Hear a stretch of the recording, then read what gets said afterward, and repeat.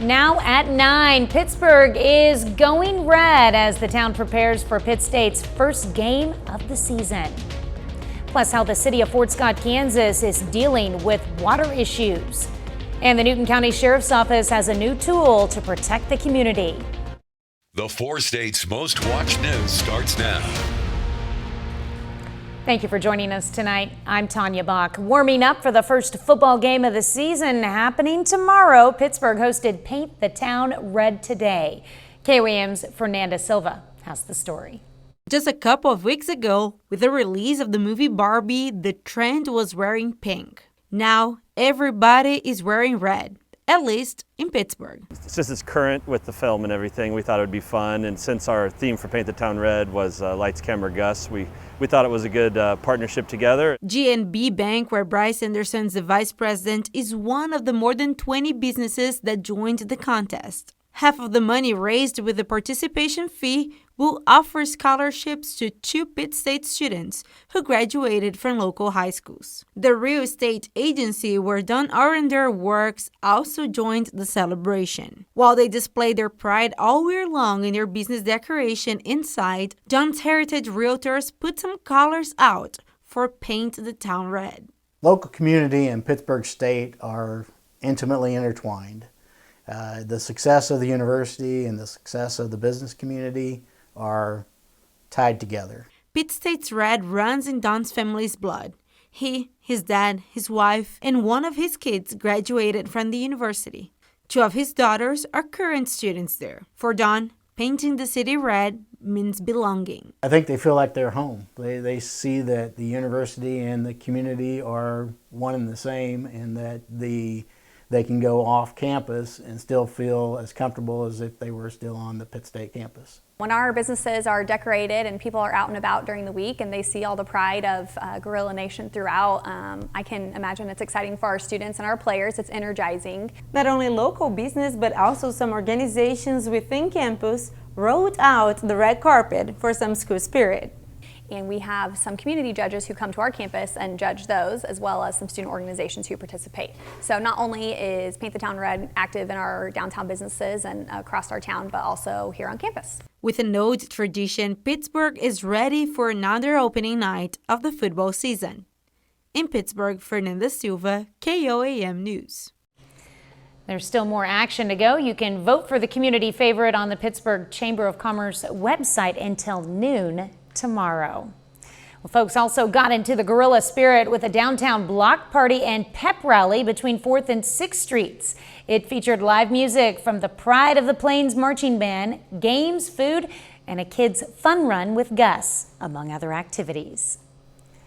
It was a perfect day for a party outside. Chief Meteorologist Doug Hetty joins us with the first look at the weather. Well, it actually turned out to be a really nice day for us today. Where are we going, folks? Hello there. Come back, come back. Come on, there we go. It turned out to be a great day for us today. High temp 89, normal high is 88 degrees, so right about where we should be for this time of the year. Upper 70s to near 80 is where we stand right now. So it's actually a pretty nice night. We have pretty much clear skies across the region, not much going on across the entire Central Plains, meaning our weather is going to be fairly quiet as we go through the rest of the overnight hours. 70 by midnight, 67 by 2 a.m., 65 by 4 a.m. Overnight low right around 60 degrees as we go into the morning hours. We are going to start to warm up a bit over the next few days. Of course, we're going to break that all down for you all coming up here in just a bit. All right, thanks, Doug. It'll come back to me. There we go. All right, the city of Fort Scott, Kansas is taking steps to address a water shortage. KOAM's Anthony Saviello joins us in studio with more. Thanks, Tanya. A water warning plan went into effect today in Fort Scott. According to city officials, the plan is meant to address the water shortage through a series of stages. The city is currently only in stage 1 of this plan, meaning the city's storage has fallen below 70% capacity and will take longer than normal to recover. The goal within stage 1 is to reduce peak demand by 20% and reduce overall weekly consumption by 10%. The city pointed out that Cedar Creek is in good supply, but Rock Creek is running dry. However, if the city is forced to start taking water from Lake Fort Scott, water warning stage 2 will begin. bringing on further restrictions. The city is currently taking measures including closely monitoring water supplies, repairing leaks within 24 hours of detection, curtailing of city activities such as hydrant flushing, street cleaning, fountain operations, watering the grounds, and vehicle washing.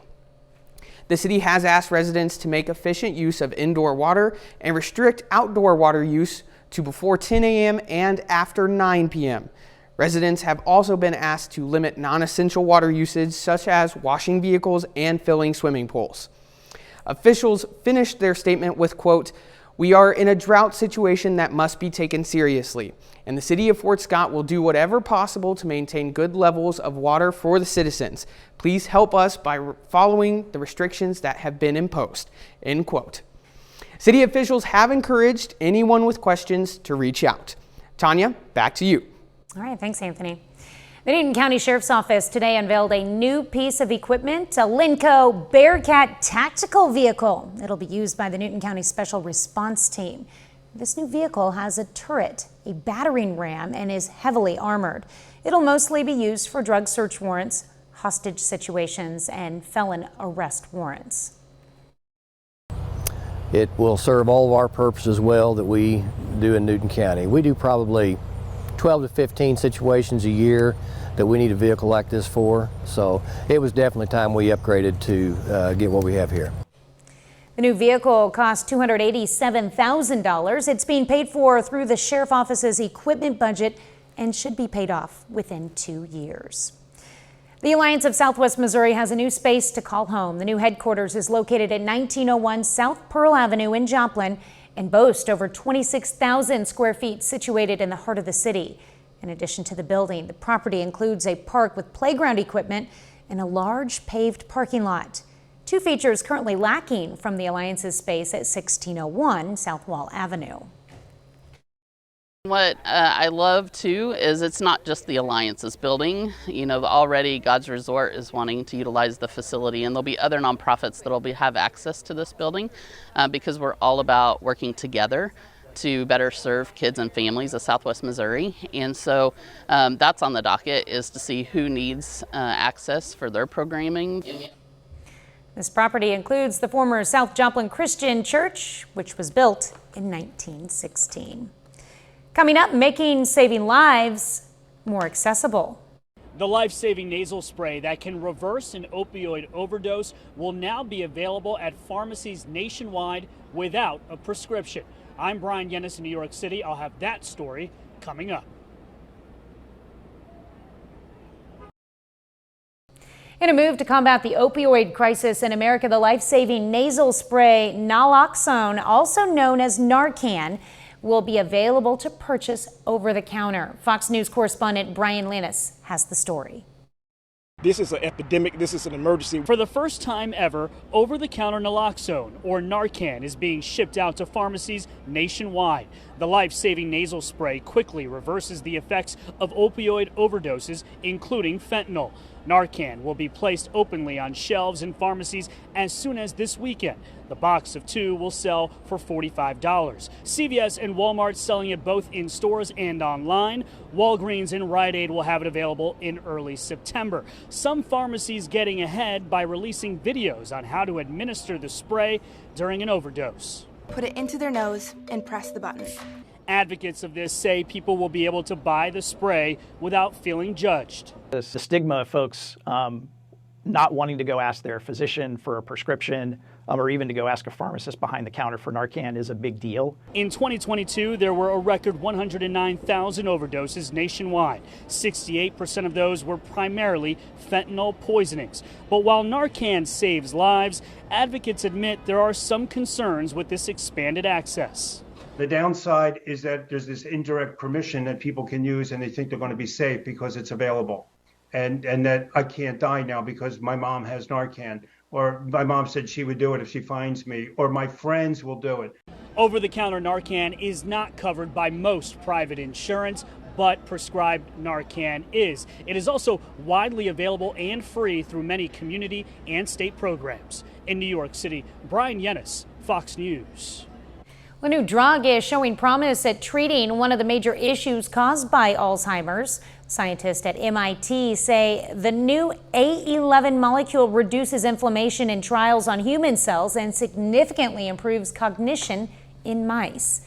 Inflammation is one of the hardest parts of Alzheimer's to treat. The hope is the drug can one day help improve the memory of Alzheimer's patients. Doug is next with a complete look at the forecast. And later, students at Joplin's Royal Heights Elementary got a special visit from Missouri's Southern football players. John Dales will have more in sports.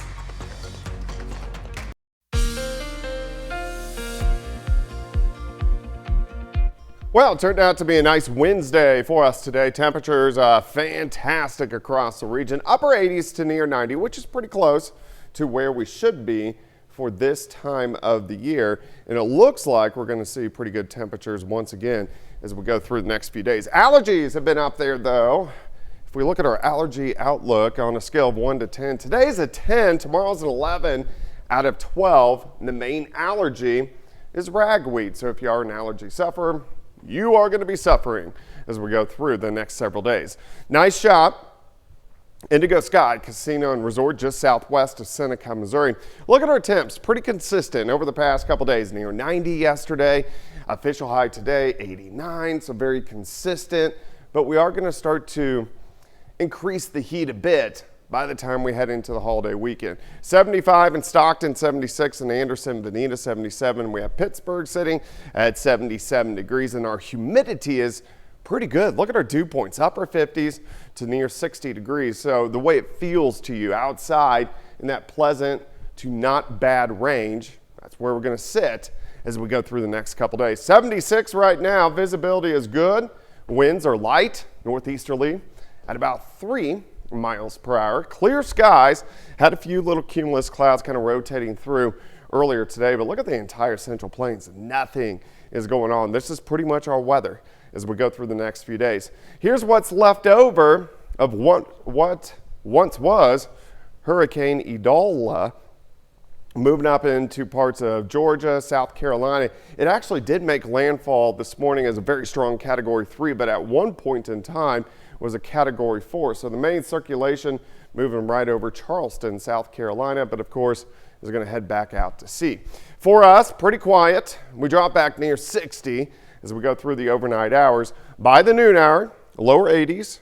By early afternoon, then we top out upper 80s to near 90. So very similar to what we have seen over the past couple days. Tomorrow night, we back down once again. A little bit cooler actually. 58, 59, 57 in Lamar, 61 in Miami, 60 in Neosho. And then once we go into Friday afternoon, another warm / hot day. High temperatures, upper 80s to lower 90s once you get out into our western counties. So our weather very consistent all week long. Then we'll head into the holiday weekend starting mainly into the mid 60s across the region. All right, day planner for you, 61 to start, 82 by noon, 87 by 4. High temp tomorrow of 88 degrees, which is going to be a pretty nice day. 89 on Friday, and then we do bounce back into the 90s. Once we go into the weekend, 93 Saturday, 93 Sunday. Labor Day, also 93. A few hit and miss storms Sunday and Monday, which we could use the rain. Yeah, we could. We definitely need some rain. I'm liking that we're going to keep these low temperatures for a couple more days. Yeah, they look pretty good, actually. Yeah. All right, thanks, Doug. Well, President Biden providing an update on how the federal government is responding to Idalia. The storm comes as the government is already contending with recovery efforts following the deadly Maui fires earlier this month. Fox News correspondent Alexis McAdams has details. It's moved over land and is now shifted to Category 1, but it is still very dangerous. President Biden addressing the federal government's response to the destruction expected from Hurricane Idalia, pledging to provide Florida and the rest of the Southeast with any resources it needs, even after the storm has passed, sending up to 1,500 FEMA personnel to that hurricane zone right away. I let each governor I spoke with know if there's anything the states need right now, I'm ready to mobilize that support. Idalia delivering a back-to-back blow to the federal government, already stretched thin as it continues to support long-term recovery efforts in Maui, where deadly wildfires caused massive devastation and left more than 100 people dead. President Biden also promising millions of dollars more to help rebuilding efforts there. I'm announcing that $95 million from the bipartisan infrastructure law is on the way to Hawaii to harden the ground power, harden the grid. The president scheduled a meeting with his cabinet to coordinate how the government plans to deal with the two costly disasters. The head of the Federal Emergency Management Agency confirming its Natural Disaster Relief Fund needs a boost. Now calling on Congress to approve additional spending while prioritizing the money FEMA has left for Idalia and the Maui wildfires. I directed my personnel to implement what we call immediate needs funding. And if we have another storm, we're going to have to closely monitor what impact that's going to have and any other actions we might have to take. FEMA plans to request an additional $12 billion more from lawmakers to get through this fiscal year. Reporting in New York, I'm Alexis McAdams, Fox News. Well, coming up, how a fire department in Arizona is testing some new technology to stop electric vehicle fires. An ATM is costing Americans more than ever. According to an annual study by Bankrate.com, the total cost of an out-of-network withdrawal has risen to $4.73, a record high. That amount includes $3.15 charged by the ATM's owner and $1.58 charged by your bank for going outside their system. Manufacturing giant 3M will pay $6 billion to settle legal claims over its combat arms earplugs. Some military veterans claim the product left them with hearing loss and tinnitus, which is ringing in the ears. In a statement, 3M said the settlement is, quote, not an admission of liability, end quote, that the products are safe and effective when used properly. Well, firefighters in Avondale, Arizona are trying a new device to help stop electric vehicle fires. Fox's Steve Nielsen has a better look at how this machine works and how much it can help in an emergency. One of the biggest challenges about trying to put out an electric vehicle fire is finding a way to get into the battery, to try to flood that battery. That's what they think they've been able to do. This right here mimics the width of a casing on an EV battery. And look how easily they were able to pierce it.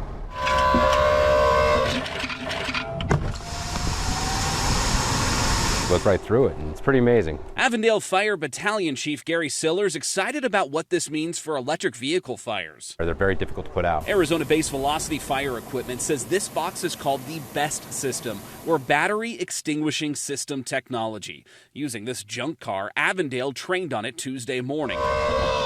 First lifting the car, pushing the device under where the car battery would be, then using air pressure, they jam the piercing nozzle through the bottom and flood it with water. You can see it's a lot of pressure, about 600 psi that comes out of that piercing nozzle. Michael Todd says it uses much less water than a typical car fire. As fast as 15 minutes and 500 gallons of water, the fire's out. EV car fires have become a major concern for fire departments this year. Fox 10 covered a Tesla reigniting on a tow truck after crews believed it was extinguished earlier this year. In response, fire departments took a burning electric Waymo car and dropped it into a storage container covered in wet sand and let it slowly burn out over a week. That's why Avondale Fire believes this could be a game changer. There hasn't been a really great answer for getting a quick extinguishment on it. Usually it would take thousands of gallons of water. Avondale is the first in the valley with it, and they plan to help other valley agencies respond if asked. Avondale firefighters will begin formal training in 2 weeks. From that point on, they'll be able to respond. Up next, we'll learn about these goats. They're taking a tour of Chicago as a thank you for their hard work.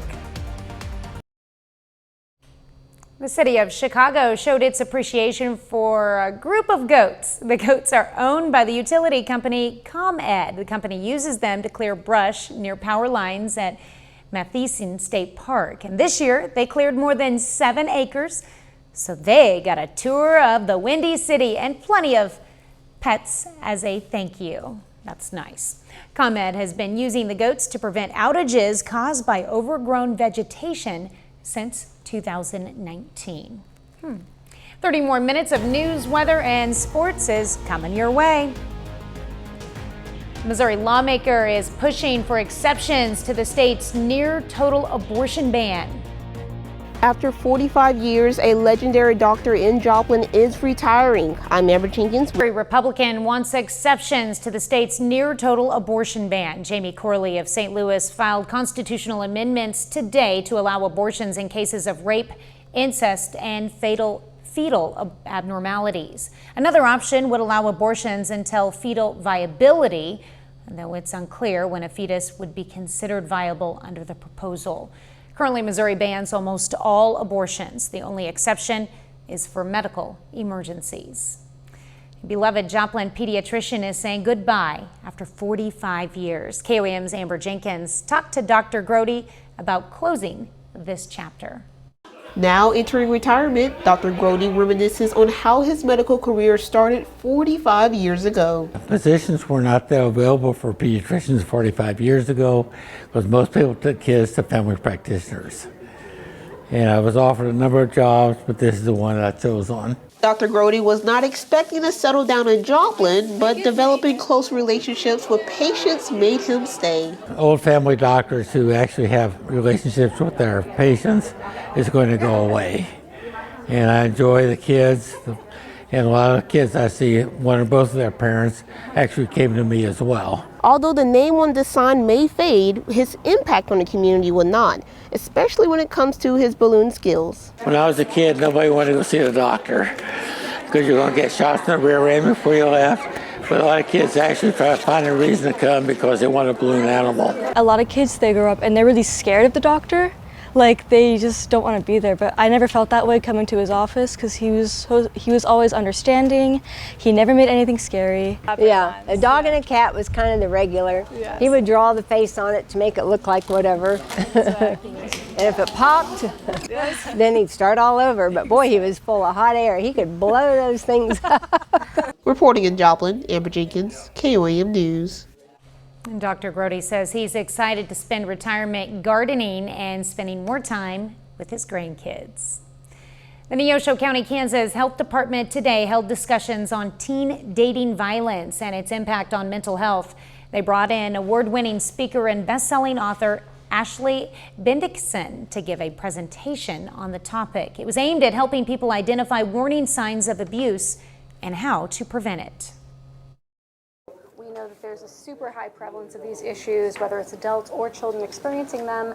And not only is this a damaging and concerning issue, it also poses lots of other secondary consequences. Struggles in life with one's mental health, one's educational abilities. And so really we're just here to cultivate a conversation around what can we as adults, as first responders, as the community do.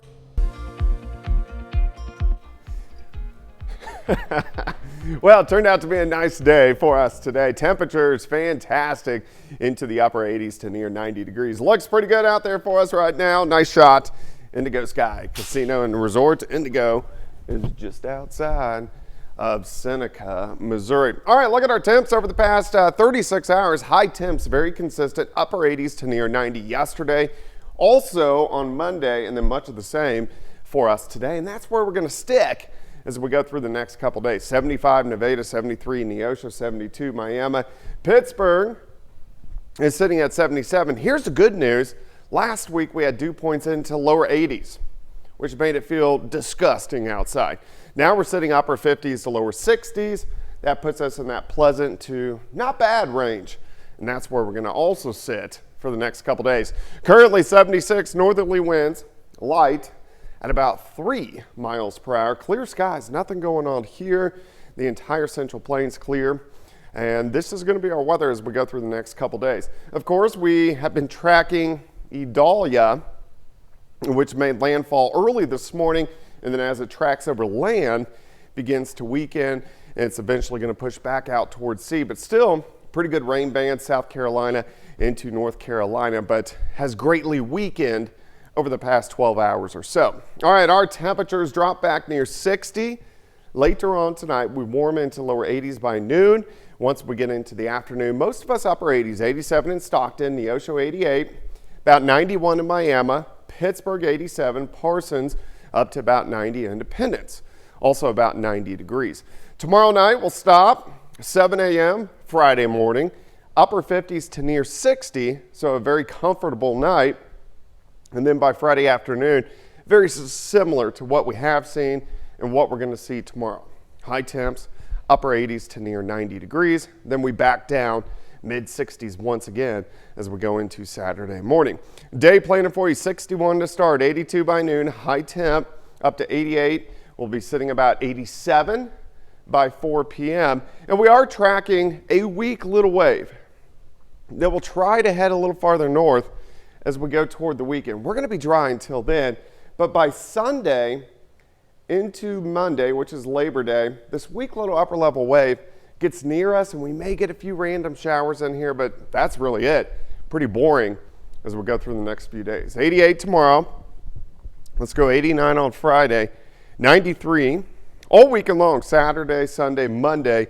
Hit and miss storms Sunday and Monday. Those chances stick around through the middle of next week as temperatures hang out into the mid 90s. So it does start to heat back up for us next week. Not going to step on your toes this time. Okay.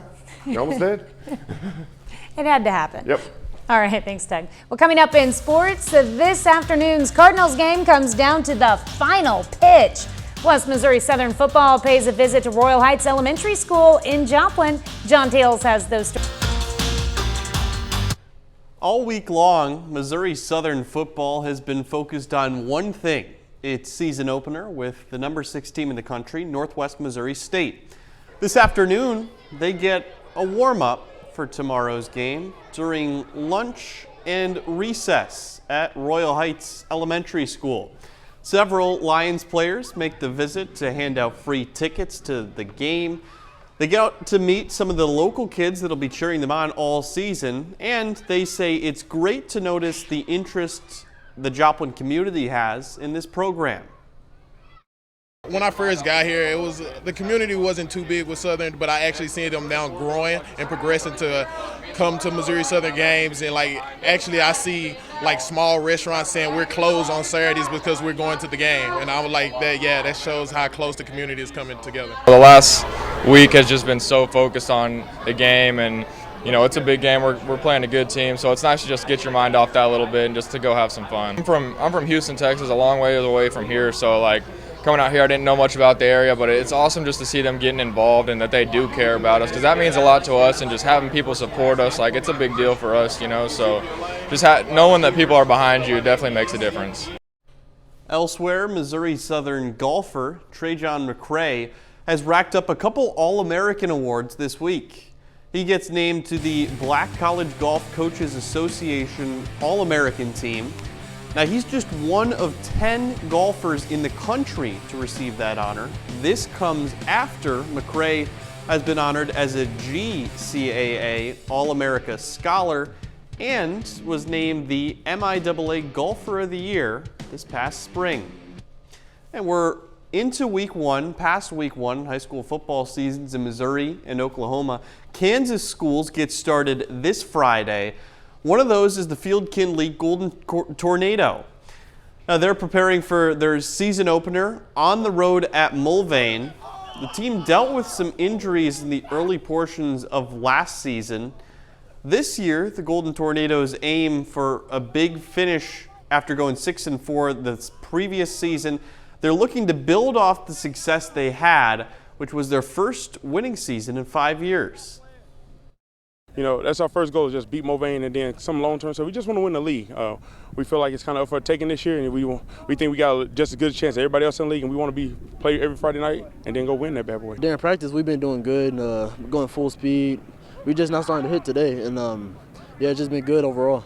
But yeah, I want to push myself to those expectations to being on a different team and kind of being one of the leaders somewhat.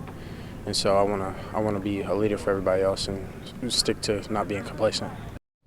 And in baseball, Cardinals walk-off winners last night thanks to Tommy Edman. This afternoon, trailing 3-0 until this game-tying blast off the bat of Jordan Walker in the fourth. We would stay tied at 3 up until the 7th inning. That's when Juan Soto comes to the plate for the Padres. He knocks one into center field, go-ahead RBI single, makes it 4-3. But Tommy Edman would get another shot to be the hero. He's at the plate with the Cardinals down to their final out, 1 on and he takes Josh Hader, one of the best relievers in the game, deep and gone for a walk-off two-run shot, his 12th of the season. Edman gets his second walk-off hit in less than 24 hours. Cardinals win 5-4. Bringing things back, though, to that Missouri Southern visit to Royal Heights. I was there. That's just a really fun environment and a good tradition that, Missouri Southern has. I know a lot of the other teams in the area have, visiting some of the local kids and, getting to know the kids that'll be in the stands for their games. And that's how you bring them to the stands. Yeah. You get them excited at a young age, and then they run home and they tell their parents about it, and then who knows, maybe they'll be playing for Missouri Southern someday too. Yeah, that would be really cool. And that's also what the players said, is they remember when they were in that same position and, the players came and visited them when they were in kindergarten, grade school. It means a lot to them, that's for sure. All right, we'll be back with more news after this. Wheels. Volunteer drivers needed. Don't miss Hairball on the out. Efforts to combat rising levels of greenhouse gas emissions are heading to the high seas as researchers study how sails on modern-day cargo ships could help them use less fuel. Fox News' Gary Baumgarten dives in to take a closer look. Technology of the past could help ensure a greener future. This massive cargo ship has been given a retro makeover, outfitted with two special sails measuring nearly 125 feet tall. It is kind of back to the future, if you like. It's part of a new initiative to see how using wind power on modern-day vessels could help ships use less fuel, especially since the maritime industry makes up roughly 3% of global carbon dioxide emissions. On these vessels, we're saving 1.5 tons a day, so 30, even 40% of fuel consumption, which is a significant step in the right direction. The sails, called wind wings, are made from similar materials used on wind turbines, and they can be raised and lowered when the ship wants to rely less on traditional fuel. We have proven that the ships can actually go 100% on wind, but we really want to have the combination of the two, which we think is the winning concept. The ship currently using the wind wings is chartered by the Cargill Corporation.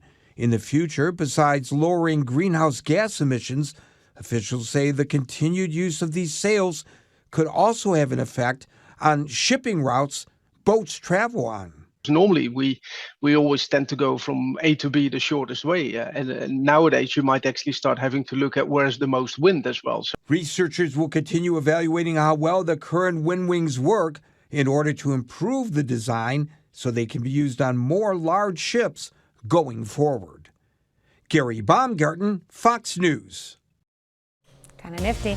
Coming up, Shakira adds another award to her trophy case, and Adam Sandler hits a from a Colombian superstar receiving MTV's top honor to an award-winning singer getting a star. Plus, a popular comedian scores his best reviewed film and a first look at the Netflix biopic Rustin. Fox's Ashley Dvorkin has the latest from the Hollywood Nation. This new generation is restless. Rustin teases Anthony gets a star and Shakira scores a top honor in the Hollywood Nation.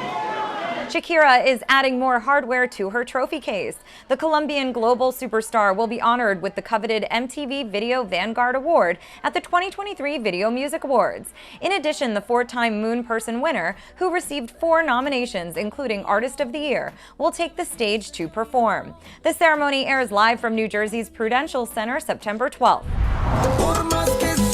Mark Anthony will celebrate his birthday month in a special way. The award-winning singer will receive a star on the Hollywood Walk of Fame September 7th, ahead of his 55th birthday on the 16th. Mazel tov to Adam Sandler. The comedic actor received a 96% fresh score by Rotten Tomatoes for his new Netflix teen comedy, You Are So Not Invited to My Bat Mitzvah. He breaks his previous record of 93% for the 2022 sports drama Hustle. Sandler produced the film and stars alongside Idina Menzel and his 2 daughters, Sunny and Sadie. The film started streaming on August 25th.